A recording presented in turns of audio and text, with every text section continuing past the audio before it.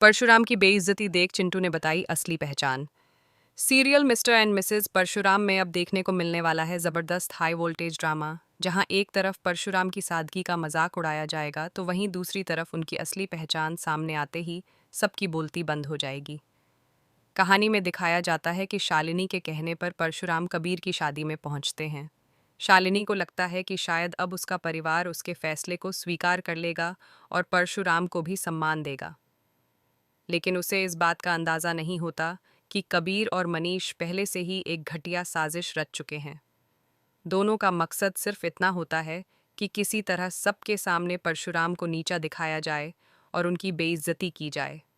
शादी के फंक्शन में माहौल काफ़ी भव्य होता है।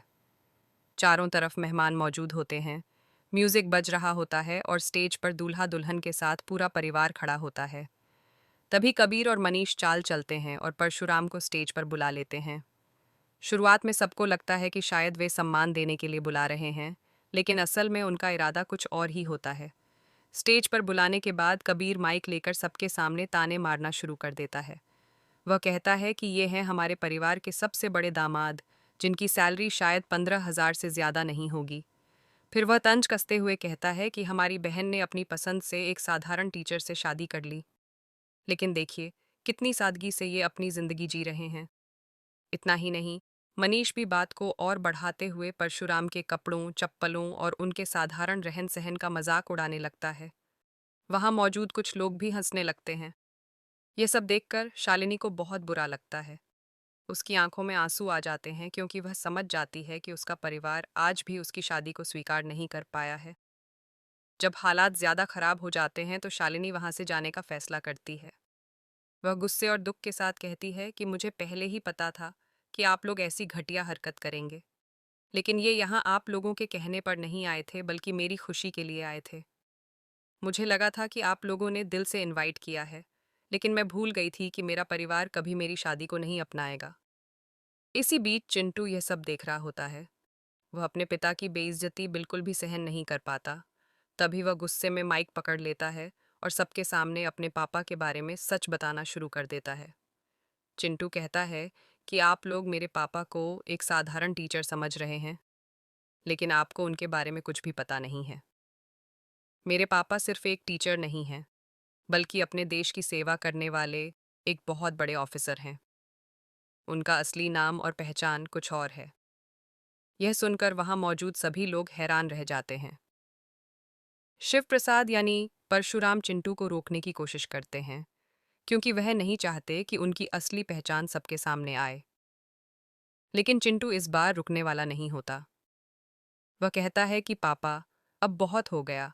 आपने हमेशा सबकी मदद की है, हमेशा सच का साथ दिया है और गुंडों से लड़कर लोगों की रक्षा की है। आप इन लोगों से कहीं ज्यादा इज्जत के हकदार हैं। इसके बाद चिंटू सबके सामने सच्चाई बता देता है कि कैसे उसके पापा ने कई बार लोगों की जान बचाई है और देश की रक्षा के लिए बड़े बड़े अपराधियों से लड़ाई लड़ी है। वह अपने पापा की आईडी भी सबको दिखाता है और कहता है कि यही मेरे पापा की असली पहचान है। ये सच सामने आते ही वहां मौजूद मेहमानों के होश उड़ जाते हैं। जो लोग अभी तक उनका मजाक उड़ा रहे थे वही लोग अब उनके सम्मान में खड़े होकर तालियां बजाने लगते हैं। कई मेहमान कहते हैं कि हमें तो पता ही नहीं था कि ये वही बहादुर अधिकारी हैं जिन्होंने कई बड़े मामलों को सुलझाया है। कुछ लोग तो ये भी कहते नजर आते हैं कि परशुराम ने तो हमारे शहर को भी कई बार बचाया है। तभी सभी लोग उनसे मिलने और उनका ऑटोग्राफ लेने के लिए आगे आने लगते हैं। इतना ही नहीं, वहां मौजूद मीडिया रिपोर्टर्स भी तुरंत परशुराम का इंटरव्यू लेने के लिए पहुंच जाते हैं। देखते ही देखते पूरी शादी का माहौल बदल जाता है। जो शादी कबीर और मनीष के लिए खास थी, वही अब परशुराम की असली पहचान सामने लाने का मंच बन जाती है। अब हालत ये हो जाती है कि कोई भी कबीर और मनीष की तरफ ध्यान नहीं देता। सभी लोग सिर्फ परशुराम की बहादुरी और ईमानदारी की तारीफ करते नजर आते हैं। यहाँ तक कि लोग शालिनी के परिवार से कहते हैं कि आप लोग तो बहुत किस्मत वाले हैं कि आपके घर का दामाद इतना बड़ा और सम्मानित इंसान है। यह सब सुनकर शालिनी के पिता अशोक भी शर्म से सिर झुका लेते हैं। उन्हें अपनी गलती का एहसास होता है कि उन्होंने बिना सच्चाई जाने अपने ही दामाद का अपमान किया। वह चुपचाप वहां से चले जाते हैं। अब आगे देखना बेहद दिलचस्प होगा कि परशुराम की असली पहचान सामने आने के बाद शालिनी के परिवार का रवैया क्या बदलता है या नहीं। क्या कबीर और मनीष अपनी गलती मानेंगे या फिर कहानी में आने वाला है कोई नया बड़ा ट्विस्ट।